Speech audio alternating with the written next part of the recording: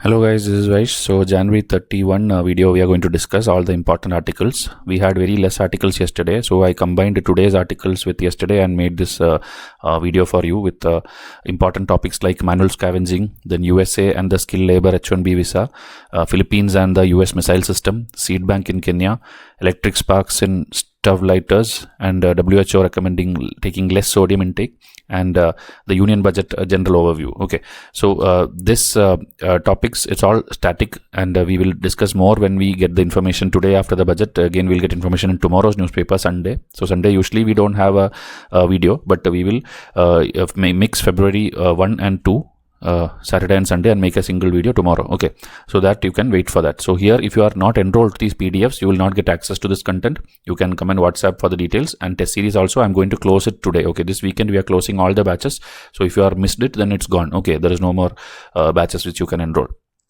So these are the samples of the PDFs which you get daily, and every sample is given through the WhatsApp itself. You can come and ask. So the first article, Supreme Court bans manual scavenging and manual sewer cleaning in 6 metropolitan cities. Okay, so this one we'll see what is the order. That complete stopping of the practice of manual scavenging, that is the manually going and cleaning the sewers and septic tanks and all in metro cities, that is Delhi, Mumbai, Chennai, Kolkata, Bangalore and Hyderabad. A special bench has told like it's an inhuman practice and has to be immediately done with. Okay, so under the additional solicitor, a report also was created in which they told like in 775 districts in India, 465 districts there is no case of this scavenging. But again, people are doubting this data because everywhere we find it still happening. Okay. And there is an amicus curiae which is appointed by the court, who is telling like the districts are lacking monitoring committees, because as per the law in India, there should be a monitoring committee to check whether we actually is having manual scavenging or not, but that committee is missing. So what is amicus curiae? It is a term, it's a Latin term in judicial terminology, that is the friend of the court. That is, the Supreme Court or High Court can invite any person who is an expert, a lawyer, a legal scholar, an NGO, an expert, anybody, and he can go and visit the place and then collect evidence, or he can look at certain things, and whatever he tells will be taken as the final word. It's as if like the court themselves is seeing the ground. He will see it and he will report to the court, and that is believed by the court. Okay, so to offer expertise, he is invited. That is called amicus curiae. Okay, that is just a static part of it. So we already in India have an act called Prohibition of Employment as Manual Scavengers and their Rehabilitation Act 2013, in which we already abolished it. But we know that in India, law will come in paper, but it will not get implemented. So October 2023, after 10 years of that law, a Supreme Court judgment came like we have to eradicate it, because this kind of inhuman job, when it is still existing, you cannot claim that there is equality, fraternity, dignity and all such things in India. Okay, so this and all I'm giving you lines because this exact lines you have to use in your mains answers. Okay. So Supreme Court now is telling like strong disapproval for this activity, and is telling this is something very close to our hearts and we are not going to leave it. We will give strict instructions now again. That is next week, February 13, 2025. The state officials from these 6 metropolitan cities must clearly submit an affidavit telling the exact date in which we will stop the manual scavenging and what are the steps you took to implement this order. That is very strictly told. So hopefully we will see an end in the metro cities at least in the coming 2 weeks. And then issues and challenges which we have. Okay, as I told, despite the ban, there are cases reported and there is no proper monitoring committee, so data is not correct. And then the rehabilitation program, meaning when these people are losing these jobs, some other jobs should be given, some other income facility should be given. So that what is the status, that also we don't have data. And the death which is happening because of the toxic gas, because of non-safety gear, all these are also not being reported. It's all underreported, and so we don't have a proper conclusive eradication on this particular activity. Okay. So way forward, we need, as I told, stricter law we have to have. The Supreme Court has to continue this and make it, end it. And then we have to replace manual thing with the robotic or AI driven sewer cleaning machines, which in many states it's already started, in Kerala and in some eastern states and all. They've already started this concept. And then data collection and monitoring should be enhanced, and the rehabilitation process and then giving skills to them so that they get alternate employment and financial support also should be done. Okay, so this is the article number 1. Second article, the missile controversy between Philippines, USA and China. Okay, so if you see what is the issue in Chinese side is that below China, this is China, but below this water is called South China Sea, and this red color thing which you see is called as the 9-dashed line. Okay, it's an imaginary thing, 9-dashed line. That is, that area in the South China Sea entirely is being claimed by China alone.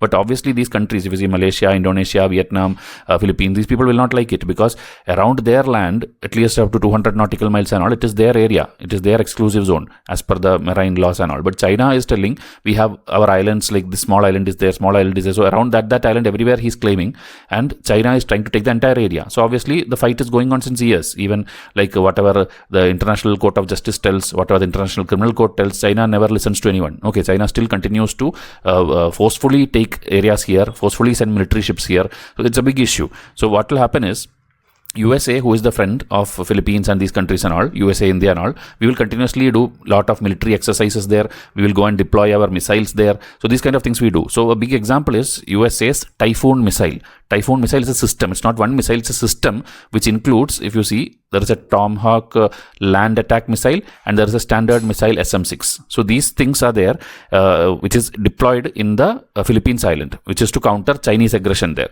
So now the news is that the Philippines president told, like in a press conference, told that we are willing to remove the US missile system if China does the following.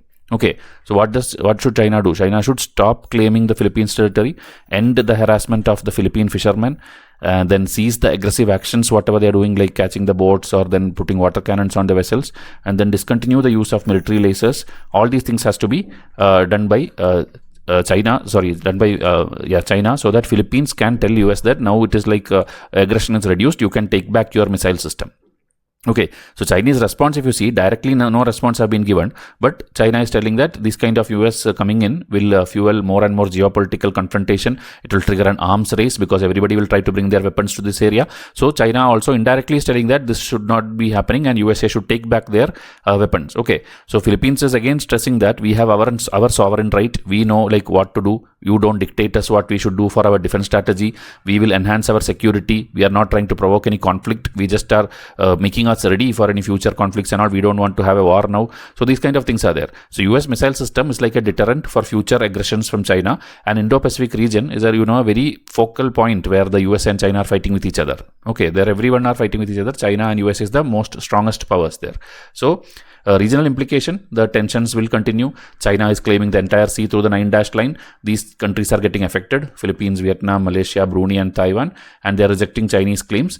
And the recent news, if you see in the last 1 year, 2 year, water cannon attacks were there on the Philippine vessels. Chinese ship is ramming on Philippines boats. They're using military grade lasers and all at the Coast Guard personnel. So all these things is the reason USA is reaffirming its commitment to the mutual defense treaty which it has with Philippines, and it is moving its missiles like Typhoon missile system. Okay, this is the GS2 article which we have to discuss. So all these things, factual lessons, if you need, you have to come and enroll to our test series, our prelims test series and the prelims plus mains test series for 2026. So this, if you study in a systematic way, you will definitely clear the prelims. Okay, if you study, if you simply enroll, you will not pass. You have to enroll and you have to study it daily. Okay, so WhatsApp me, you will get the details because we are closing all these batches this weekend. Now, next article, Kenya's National Seed Bank and the fight for agricultural resilience. So if you see, there is something called Seedbank. Every country will try to maintain it. Even globally, we have a seed bank. Try to find out where is that global seed bank and all. So National Seed Bank in central Kenya, in a town, they have it for storing their traditional seeds. Okay, so that in case of emergencies and for other disasters and all, they will have some bank where they had stored all the varieties of seeds. So in 1988, this bank was created where traditional seeds are there, because that time traditional seeds had started disappearing, because obviously when the hybrid seeds started coming, everybody started modernizing with modern seeds, modern pesticides and everything, the traditional seeds stopped. Okay, so now the bank is housing over 50,000 seed variety, and the primary aim is we can use it later for research purpose or reintroduce it whenever the traditional seeds kind of expires or get extinct. Okay, that is the model. That is about the bank. So benefits, again, if you write in an answer format about the traditional seeds, it will help in drought resistance, high resistance to pest and disease, better yield in some cases, because myth is that, or we believe usually that the hybrid seeds or the modern seeds are superior, but certain traditional seeds are comparatively better than the hybrid seeds. Okay, then self-sustainability, because the farmers itself is growing whatever the fruits or plants or whatever, they themselves have the seed, they can store it, they don't have to depend on anyone, they don't have to purchase it from anyone. So that sustainability also is there. Okay, so agriculture sector in Kenya is very like big share there. 1/3 of their GDP is this thing. So the Seedbank is a national priority kind of thing there. Okay, in Kenya. So because there is food security also, as per the UN Food and Agriculture report, FAO report, there are like many people, billions of people who are facing crisis of food in Africa. Okay, because of that they have malnutrition, they have health issues and all these things. And Kenya has the additional problem of the fake seeds also, because private people are selling seeds which is called hybrid seeds, and it's actually fake. It's not working, it is not giving a proper outcome, and so they are facing losses. The income of farmers are going down. Okay, so Kenyan government keeps holding conferences to discuss this, and the first international seed quality conference happened in 2023, and where they admitted that Africa actually lack the capacity to produce high quality certified seeds. Everything is either fake seeds or it is low quality seeds. Okay, so their crop and breeding, everything is declining. In 2012 itself, they had passed a law banning the seed sharing among farmers, which actually is a bad decision. Okay, seed sharing means that farmers traditionally, they'll have seeds. One will have maybe pumpkin seeds, one will have some other seeds, some will have some other. So everyone will keep sharing with each other and they will reuse it and all. But this government passed a weird law that you should not share like that. You should get it from proper vendors only, you should get it from proper authorities only, or from the government only. So that is what they wanted, because they told uncertified seeds cannot be accepted, only proper certified registered seeds should be there. And they told this is actually to protect the farmers. But challenge is that farmers now is telling they don't have money to buy these new seeds every season. Traditionally, whatever we were doing, that you are now stopped it. Then many people have went to court also for that. And also, in case you do that traditional seed sharing, you will be fined also 1 million Kenyan shillings and all. Till date, as of now, nobody has charged it. But as per the law or in paper, if you do that thing like you used to do traditionally, you will be charged a fine. So people are not happy with that law. Okay, many farmers even now believe that indigenous crops are better for food security and not the modern or the pesticides or the that kind of modern equipments and all. They don't believe it. They want the older one. So author is telling, instead of banning this seed sharing and all, government should do some other solution for solving this. Okay, they should provide some alternative for the farmers. They should be able to, like, if they cannot afford the hybrid seeds or fertilizers and all, some other thing should be there. Some subsidy should be there, or some this much quota should be there. So that way you have to redesign it, instead of simply putting a blanket ban on the seed sharing concept. So the 2012 ban mostly will be taken away in the coming days, and that is the article. Okay, government is trying to strike a balance between that counterfeit seeds issue and the sustainable agriculture through seed sharing. Okay, that is the article. Now, if you go to the next one, union budget, today's budget we are not discussing. Okay, February 1, that tomorrow, if I want, I'll make insight, or we'll have a separate video on the budget. Okay, I'm telling about the static part of it. Like, what is a budget? Budget is a government's financial blueprint, where we are outlining what? 2-3 things. One is our expenditure, one is our taxes and income, and all the transactions. This and all, when we put together, it's a budget. So Nirmala Sitharaman, February 1 today has given the budget, and very huge things have been done for the middle class, and many schemes are there for everything, almost education, medical, agriculture. That full speech I had listened. You also should see it. It is there on YouTube. Then you will understand how many more schemes have been coming this year. Okay. So, and all this is part of your syllabus. So you have to study. If you like the government or not like the government, you have to study it as part of your UPSC syllabus. Okay, so major components, as I told, expenditure is there, receipt is there, and deficit is there. So expenditure is what? You are spending the money. So spending money can be two ways. One is like for the capital you are spending, and one is for the revenue spending. I mean, the government, I'm telling, okay, the government is spending for capital. That is, they are building schools, hospitals, and roads. That is like what they are doing. You are increasing your assets in the country, but you are reducing your liabilities also. Okay, meaning you are maybe repaying your loan from other countries, and also that also is kind of a capital expenditure. Capital is involved. Revenue expenditure means what? You are giving revenue, but it's not going to build any new asset. It is not going to build hospitals or schools or something, or it is not going to reduce any this thing and all. So here, if you see the salaries the military people get, the pension you get, or the any government employee salary you get, that is a revenue expenditure, because there you are not building any asset. Okay, there you are giving your money and you are not gaining anything, but you have to do it. Mandatorily, you have to do a revenue expenditure. The government has to do it. So that is the basic of expenditure. Now, same like that receipt you take. Revenue receipt is there and capital receipt is there. Here only difference is capital receipt also they have divided into two parts. One is one which creates a debt, or one which does not create a debt. Okay, debt creating means it's common sense, right? How will something cause a debt? That is, you are borrowing. You are taking loan from some other places. So your government liability will increase. Okay, you have to repay that loan later, right? So there will be a liability. So that is the debt creating capital receipt. When you are getting money now, it's a receipt only, but it is creating a liability also, and it's capital also. So debt creating capital. Now non-debt capital receipt. Okay, meaning it's a receipt, meaning government is getting the money, but it's not creating any debt. How do you do that? Like suppose disinvestment, that is Air India was there. Air India, it was with government, it was full loss making. They sold it to Tata. So what happened? You are disinvesting something from your share holding from that, and full thing goes to Tata now. So that much money also you got from Tata.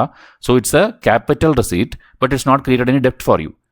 Or loan recovery. You gave loan to suppose Bangladesh. Now Bangladesh is returning back the money to you. So what will happen? You got the money back. It's a capital, but it did not create any debt. It's actually the other people's debt is going away. We are getting back our money. So that is called non-debt capital receipt. Then revenue receipt. That is the taxes. You are paying taxes. That's the revenue which the government get. Same thing, when government gets the revenue and pays it, it becomes a revenue expenditure. So the term itself, capital expenditure, revenue expenditure, revenue receipt. These terms itself, if you think, just close your eyes and think, you will get examples for each of them. Okay. Then there are deficit. Deficit nothing but your expenditure is there and you have a income is there. So obviously when expenditure becomes more than your income, okay, meaning you are getting only like suppose 10 rupee and you are spending 20 rupee, then you are in a deficit, right? You are at like 10 rupee deficit, minus 10. Okay, but reverse if you see, 20 rupees you are earning and 10 rupees only you have the expenditure. Then you are like having a surplus. That's a different term. But here it is written deficits. Okay, only about deficits. So fiscal deficit means that overall thing. Okay, your full capital, meaning your expenditure fully and your income fully, revenue fully, that you take the difference. And if it is negative, it's a physical deficit. Revenue deficit is only this revenue part. We have a revenue expenditure and you have a revenue receipt. That if you minus, you get the revenue expenditure.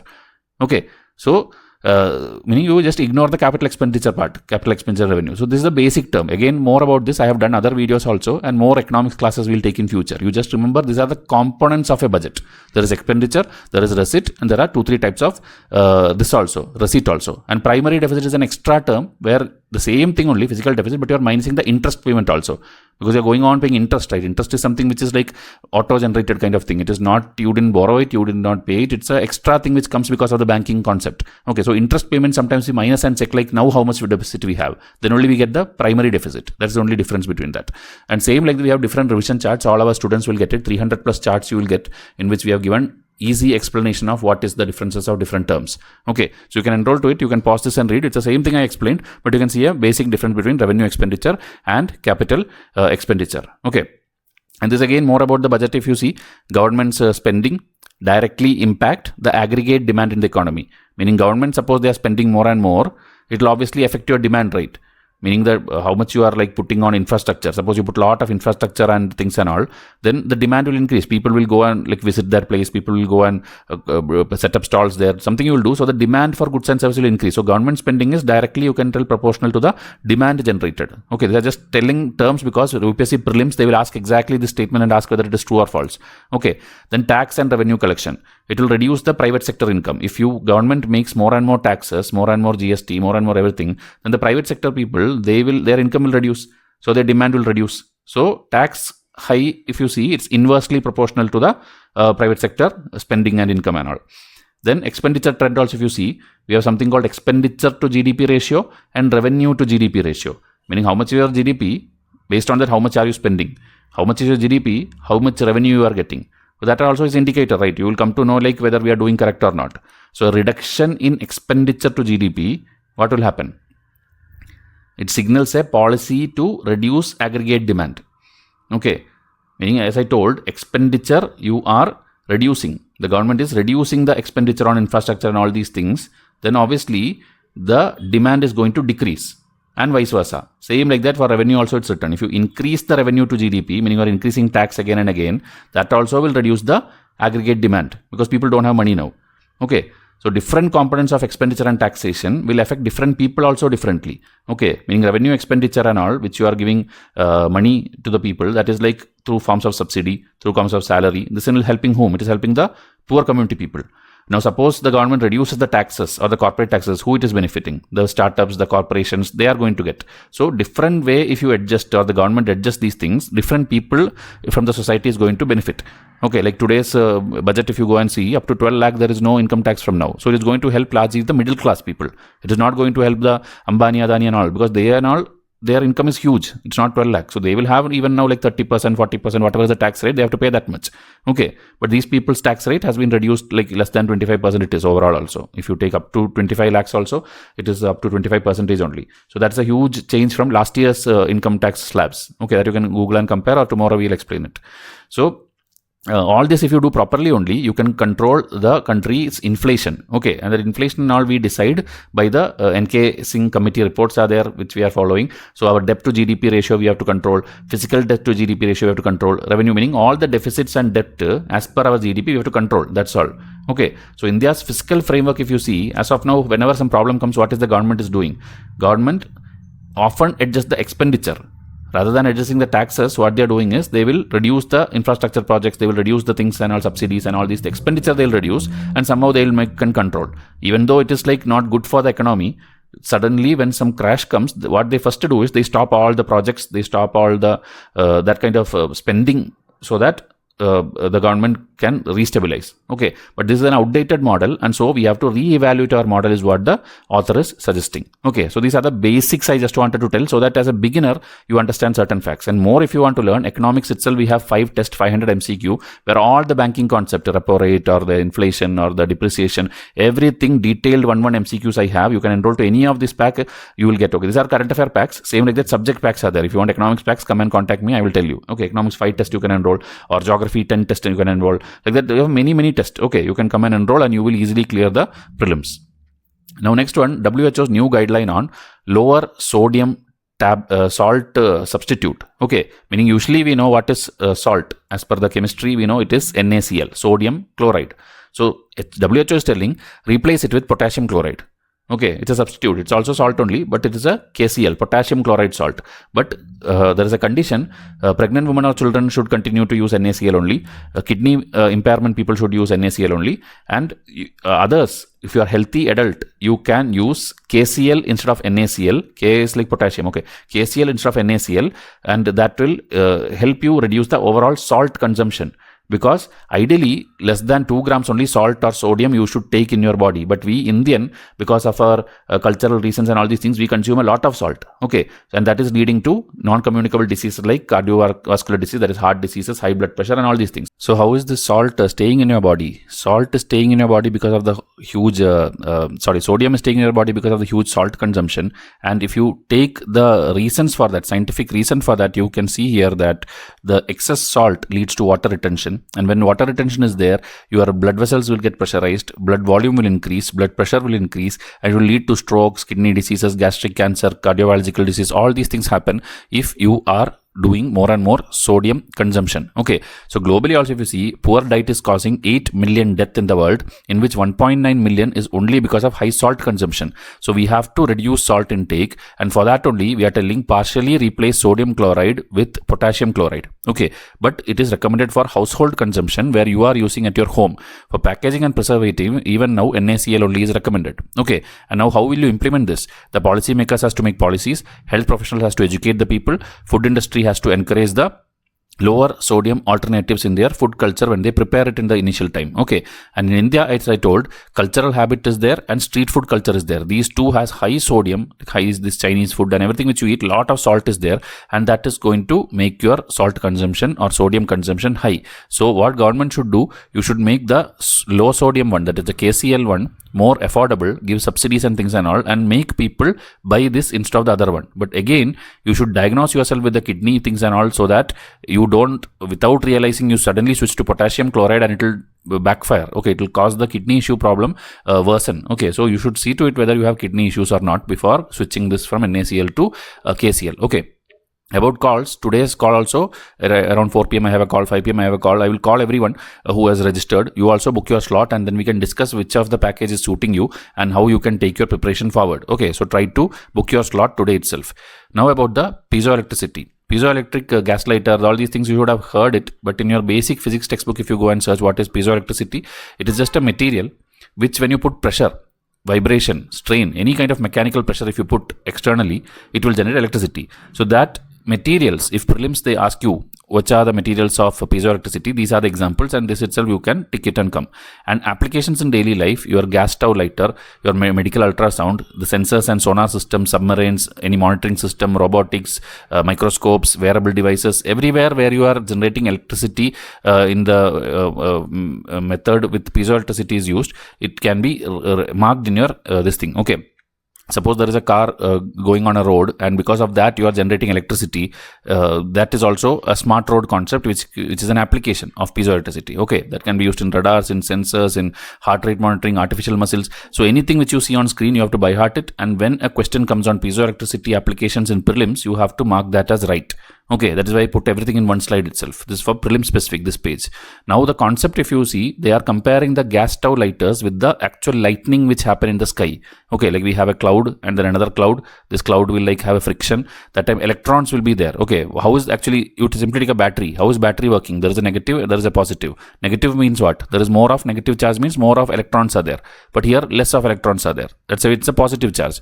And when suddenly, when you apply the pressure or apply the circuit current, this actually, the movement will happen. So when the movement of electron happens, a circuit gets completed, and that is how current flows. This is the basics of electricity. Okay, so how the battery works, the same way, one side is surplus of electron, one side is deficient of electrons, and then when you put a pressure or when you put a magnetic field or something, when you put there is a flow of electrons, and that's how electricity comes. This is what happens in lightning, and lightning time itself, because this happens in the cloud place, there will be a sound also. That sound is the thunder. Okay, so that same thing, I explained whatever, that same thing only. There is an imbalance in the clouds, friction is there, electrons are breaking free, disrupting the molecules, and a light and sound will come. That is the lightning and thunder. So they are telling the same thing applies on the stove lighter also, gas lighter. Because you would remember, like when you sometimes press that button, it will not work. The lighter, it will not work. So they keep pressing the button again and again, then it will work. Because that movement of electrons properly, when it happens only, the spark will be generated, and the cooking gas is a flammable object. The LPG gas is a flammable object. So when sudden spark comes there, it will give a flame. That's how your stove works. Okay, this is the basic thing. So normal condition, there is no electronic imbalance. When pressure is applied, there is an imbalance. And that is how the separation will move the electron from surplus area to deficient area, and you get a spark. This is the basic working of a gas stove lighter. So as per UPSC, it comes under all these topics: your lightning and discharge, your science in daily life, piezoelectric materials and examples I showed you, electricity and electricity spark, that connection between them. Okay, so in a daily life, electricity in action is happening through the gas stove lighter, and I hope now, even if you did not know about it, now you have a clear idea about it. Okay, so like this, many questions come from a test series. Please enroll before the offer get expired. I want all of you to clear the prelims, mains and interview in one go itself. That is why we are giving this daily notes concept also now. Okay, other than the test series. Last article about H1B visa. So you know, Trump is going on telling like we will stop much people coming to USA, we will not give much visas and all, but it is going to backfire. It is going to backfire to USA only. That is what this article is about. Because USA, big companies, including Elon Musk SpaceX company, or you take Facebook, or you take Google, everywhere Indians, high skilled Indians, Chinese, Philippines people are working there. Okay, high tech people are working there. So they not only work in jobs like that, they create jobs also. They file patents there. They drive innovation. They start startups there. They are becoming CEOs of companies there. They are doing big things there. So if you stop this H1B visa, and if you restrict the skilled way people, it is going to stop their job creation also. It is going to harm their innovation also. So here, lot of examples they have given here. That is, whenever H1B visa, the Trump and all have tried to restrict, the US company, what he expect? US company will now hire more and more local Americans. But that doesn't happen. Instead, American people, they will have a branch in India also, right? In India, there will be a like CTS. India, there will be a Google office. India, there will be a Facebook office. There they go and hire more and more Indians and Chinese people again. They don't prefer to take Americans itself in their company in American land. They will go to India and China and hire the locals in India and China, because that is more economical for them. So Trump doing this is not going to do any special job creation for the local Americans. That is point number one. And that statistic they have given here, every 10 H1B visa you reject, at least 8 foreign workers are added in India or China, in the local India or China companies. Okay, so it is expanding overseas. It is not expanding in USA, it's expanding overseas. So it's a loss for US economy. Okay, and then this, as I told, Indians are creating jobs also because of our hard work and everything there, because of our skill. We are improving American economy so much that because of our work, more than 1.8 crore 83 additional jobs are getting generated there, which will ultimately go to the native Americans only. So actually, we are helping the Americans get job. Okay, the wage also is increasing. If you see here the numbers they have given, if you take people of science, technology, engineering, mathematics field, Indian people, then 0.5 to 0.6 average net wage is rising there. 0.7% patent filing is rising there. So USA should not ban completely. That blanket ban should not happen. They should instead work on better visa programs, better maybe capping the visas, limiting the numbers, and maybe do such things where again critical skilled people will come there. They will make way for more and more entrepreneurs there. More and more PR will be given, permanent residency to the STEM graduates from different places. So this kind of different things will happen, and the USA economy also won't go down, and Indian also won't go down. Okay, that is what I'll tell you in the next slide. So here the example of Silicon Valley, you take the IT city or IT hub of USA where all the companies are there. There 71% of tech workers are foreign born. It is not Americans. So if you restrict this, you are going to change the complete foundation itself of the US technological edge which they have now. Okay, India is the majority people. Indian 70% of the H1B visa is actually given to Indians, and we actually now are stopping calling the activity as brain drain, because brain drain is we tell like our youth is leaving India, it's going away, they are working for other countries, but we now like to call it brain circulation, because we are giving skilled people to there, means we are also benefiting, because foreign exchange will come, money will come to our country, they will invest in our companies, they will promote us. If you see Indian diaspora, whenever Modi goes to a different country, huge crowd you see there, right? Because they are putting Indian flags there, they are starting India. Like UK, if you take UK, most of the properties are owned by Indians now. Most of the restaurants there in London are owned by Indians now. So Indians going there and starting businesses, it's actually a good thing for our soft power. Indians are going and ruling everywhere, wherever they go, because of their skill. So that is a good sign only. So, and another thing which Trump thinks that if they stop hiring, then Indians will all come back to India and then they will not get any other job. That's what Trump thinks. But actually, Canada kind of countries and all, they have more open policies and they are welcoming more and more immigrants. They are welcoming from like Punjab, entire population is wanting to go to Canada. In Kerala, South Kerala, almost everyone want to go to Canada for nursing jobs and many other jobs. So like that, Trump doing this is not going to affect Indians actually. It's going to affect Trump only. It's going to affect USA only. So they have to work on this PR and visa programs and things and stuff, so that the future of USA and future of the countries from which the people are going there both looks bright.